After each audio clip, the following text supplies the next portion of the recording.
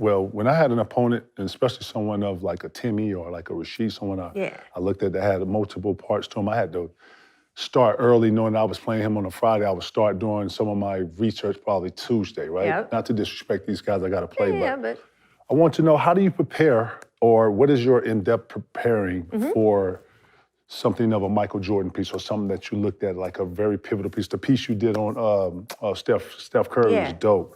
Talk about the I guess I don't want to call it investigative, but the work that you got to put into that story. Well, part of it is I really like this stuff. I always say to young kids who ask me about going into this business and stuff, I say, when you're standing at the store, like you're in line at the drugstore or whatever, and you're on your phone, right, scrolling while you're waiting for the checkout or something, what are you looking at? Because if you're not looking at the thing that your job is, you're in the wrong job. So I'm legit, when it's just not even work, when it's just I'm curious or whatever, I'm scrolling, I'm looking, I'm whatever. So when I know that I have a big interview coming up, I'm doing that, but I'm doing it in a way that I find, it doesn't feel like homework. It's actually really interesting. So I'm like, oh my God, let me find out everything I can about Kevin Garnett. And I've known you for years. So you would think that like, oh, I don't have to read. I was there. I was literally on the court. I was there for so many of your big moments. But you know what? Like, there's a bunch of shit I might not know. So I will go back in the week before an interview, and I will go back and read everything I can. And I'm a big fan in sort of all those little stories that are only in one place and one thing here and all of that. Gotcha. And then if I can ask you a little bit more about that because it leads to something else, to me that makes a good interview. So you just mentioned Steph Curry, right? So I went into the beginning of the season, and one of the things I wanted to talk to Steph Curry about was where he was at this point in his career, how much longer he wanted to go. And to me, that begged the question of his dad. Because to me, here's your role model. Your role model played in the NBA. His dad played in the NBA until he was in his late 30s.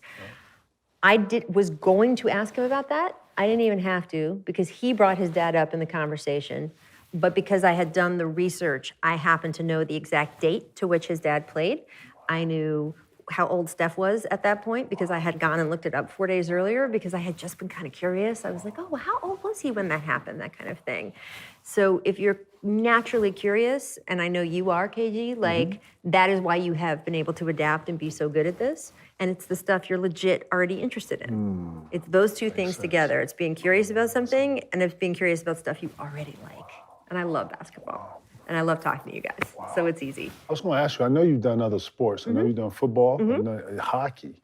Football, hockey, baseball, tennis, golf, Olympics. I've done it all. What speaks to you out of all of that? I would say my favorite two sports I grew up loving. And you was in news too, not to cut you off. You tapped in the news too. Yeah.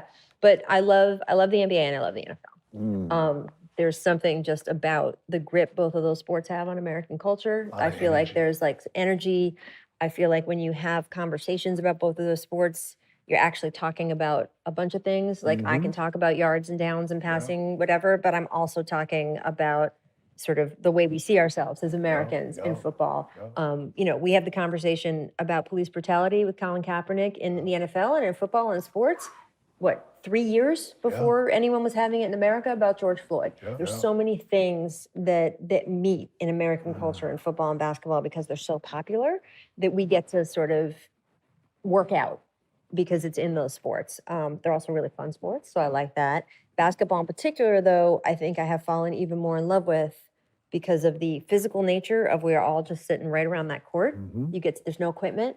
You get to just see everybody. I saw your face when you made that dunk, and it is fucking electric, right? Like it's not behind the mask and the whole thing.